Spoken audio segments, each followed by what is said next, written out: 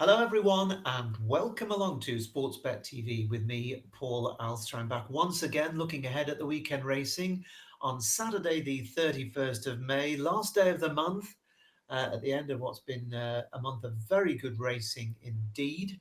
I'm going to be giving you two free selections on this surface, both really good each way prices. So I hope you'll be sticking with me for the length of this bulletin. If you happen to be discovering us for the first time, please press the subscribe button just below this screen, and then you'll be able to join me free with my selections whenever I post them. Last week I had a couple of selections, both decent prices. The first one ran okay, but didn't quite manage to stay in the money. But the second one, Lord Church, I'm sure you were all aware of what happened. I had suggested that it'd be about an 8 to 1 chance. The market hadn't really been formed when I left you a message last week. And sure enough, he opened 8 and 9 to 1 and indeed touched 10 to 1 with quite a few firms. On the day of the race, last Saturday, he was the subject of a major gamble. Back down from the 9 and 10 to 1 that had been available, eventually going off at an absolutely ridiculous 2 to 1 favourite. So when you're having your bets, one of the important things is to get the value. We certainly got the value. That was half the battle. The other battle, of course, was winning the race. And Lord Church, in a very competitive handicap, travelled really well in second place for much of the race, looked to be ready to pounce approaching the final furlong. But when Oisin Murphy let him down, there really wasn't much response. So Emmett Mullins' horse was really disappointing, and that was one that kind of got away. We got incredible value, but the horse didn't quite run as well as expected. Let's hope these two this weekend do rather better. If you're interested in more selections, I've already posted 4 for Saturday, and there'll be more for Sunday at my subscription service at Out in Front on Patreon, which, if you'd like to join us, you can sign up via the link in the description box below this screen. You don't have to sign up for a month, although that's by a long way the best value. You can always pay as you go and just pay to view whichever day is of interest to you. So that's in the description box below this screen. And we've been having a really good month, and I'm hoping for more winners there on Saturday.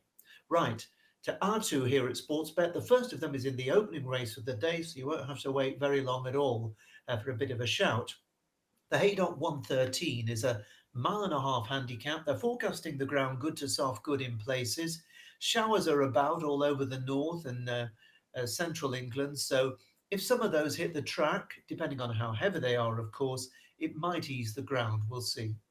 So 16 runners, and Shader, trained by John and Thady Gosden, is making his 4-year-old debut and his first start in a handicap after an absence of 257 days. Now, Shader did look very promising last autumn. He won twice in good style on the all-weather at both Southwell and Kempton over this trip. But it has to be said, he doesn't appear to be absolutely chucked in. First time in a handicap of a mark of 99. That is, of course, unless he's a group horse, masquerading, as they say, as a handicapper. He might be. He's the clear early favourite, but he might be vulnerable to 1 or 2 after his absence. We'll see. There are any number of potential candidates in this big field, it has to be said. Lieber Power for Andrew Balding has promised more than he's delivered in his last 6 starts, but still looks the kind of horse who has the ability and who could pop up at a decent price before too long. Jim Goldie's Phelan has been in cracking form recently, and he's bidding for a hat-trick after a couple of battling wins at Hamilton. The thing about this horse is that when he hits form like this, he usually sustains it for 3 or 4 starts. So another bold show is on the cards as he goes for his hat-trick, despite going up £7 for those 2 wins. Now, although his profile suggests he's a better horse on the all-weather, there could still be better to come on the turf from the Simon and Ed Chris trained Steel Tiger, who was a good second at Newcastle earlier this month. He stays well, and he's only had 8 previous starts in his life. Kildare Legend, trained by James Ferguson, was some way behind Steel Tiger in that race at Newcastle last time, but that was Kildare Legend's first run of the season, and he is entitled to improve for it. And he was progressive last season. He's the type as well who could continue to pay his way this campaign, regardless of what he does on Saturday. He's one for your shortlist, and I think he's a horse to note, especially as we move forward to the big meetings going through the summer at Royal Ascot and Newmarket and Goodwood and elsewhere. Rafe Beckett's Albany would be helped by any easing of the ground on her first start for more than 6 months, but has gone well fresh in the past, so a market check is advised. While stress-free, trained by David O'Mara, rock solid, went close when second in a decent event at York a few weeks ago. He's gone up £3 for that, though, to a career high mark of 97, so needs to improve again to score. While the first-time visor for the capable Chillingham, trained by Ed Bethel, could spark a return to form for a horse who's beginning to look well handicapped on the pick of last season's form. And so to the selection. Well, Nakib is trained by Julie Camacho in Yorkshire and is the mount of Ryan Sexton. He was having his first start for the Camacho yard when he ran a very promising first race of the season at York a few weeks ago at the Dante meeting in the race won by a possible Ebor contender, Al Mosher. Stress-free was an excellent second that day in that race and finished more than 7 lengths in front of my selection. So on the face of it, on a literal reading of the form, a £4 pull wouldn't be enough to bring them together. However, stress-free arrived at York fully fit. He'd been racing through the late winter and early spring, whereas Nakib was having his first run for 227 days since he left the care of William Haggas. Now, the now 5-year-old won twice for Haggas in 2023, and that included a £100,000 handicap at Haydock over a mile and 3/4, so no doubt stamina is his strong suit. He faced some very stiff tasks last season, but he began with a fine third last term in the Group 2 Jockey Club Cup at Newmarket and then went close in a Hot Newbury handicap as well last season. He was sold for a lot of money, 170,000 quid to join his new yard, and I imagine they would have been delighted with the way he shaped for much of the race on his yard debut at York, where he raced rather fresh. He didn't get the best of runs, but I thought he stuck on really nicely without being knocked about to finish a creditable 6th. The 10-1 each way for 4 places with many firms looks reasonable for a classy handicapper who should be fully wound up now. Nakib is my choice in the opener at Haydock, the 1:30. You have to wait a few hours for my second selection for you. That's going to be at Chester, where there's sure to be a massive crowd. Always is on their Saturday meetings. The 4:30 race at Chester is a 6-furlong fillies handicap.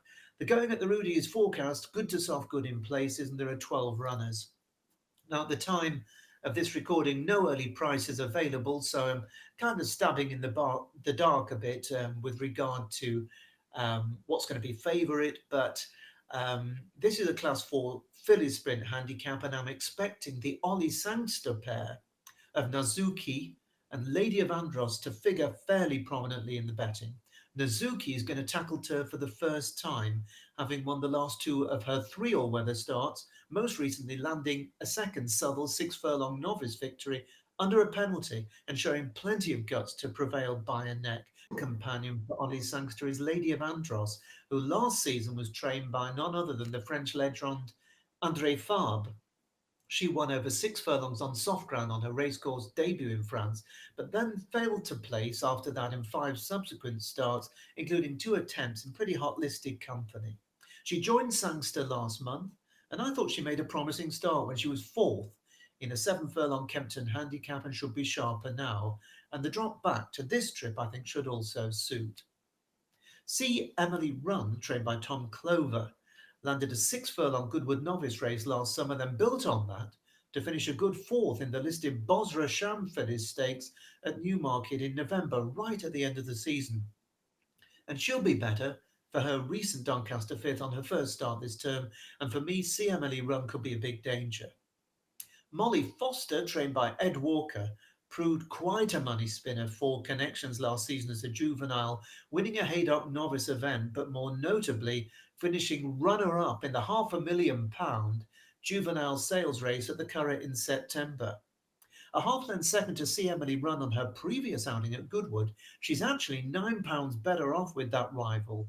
So Molly Foster has serious claims, assuming she's come on for a recent Ascot Pipe opener. And too much for me Trained at Midland at Spigot Lodge by Carl Burke, showed speed for half a mile on her reappearance and may be better for the run, among a number of other horses who have a shout if they put their best foot forward.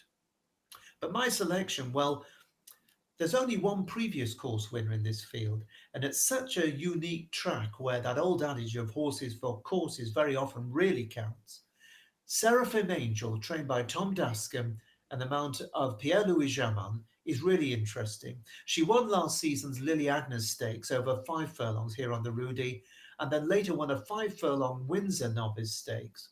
She made no show on her only attempt at 6 furlongs at Haydock last summer, but on a number of occasions she has kept on really well over the minimum trip, including on her 3-year-old return over 5 furlongs at Chester early at the month, where she recovered from a tardy start and then kept on well in the closing stages in a Class 3 contest. She's dropped in grade now to this Class 4, and with a visor fitted for the first time, I'm expecting Seraphim Angel to come on for that first run of the campaign, and also, given that her dam is a half-sister to a listed winner over a mile, I'm convinced there's plenty of hope that this longer trip and a second chance at 6 furlongs will bring about improvement, and she's also very well drawn on the rail in stall 1. As long as she jumps out reasonably well, that's going to be a big advantage. I'm anticipating odds of around 7 to 1 each way being available for Seraphim Angel. We'll have to see once they price up later on Friday. But that's it for this week. Those 2 selections for you free here at Sportsbet. 4 more waiting for you if you want to take a look at them at Out in Front via the link in the description box. And I'll be back same time next week, wishing you the very best of luck, whatever you're backing. Bye-bye for now.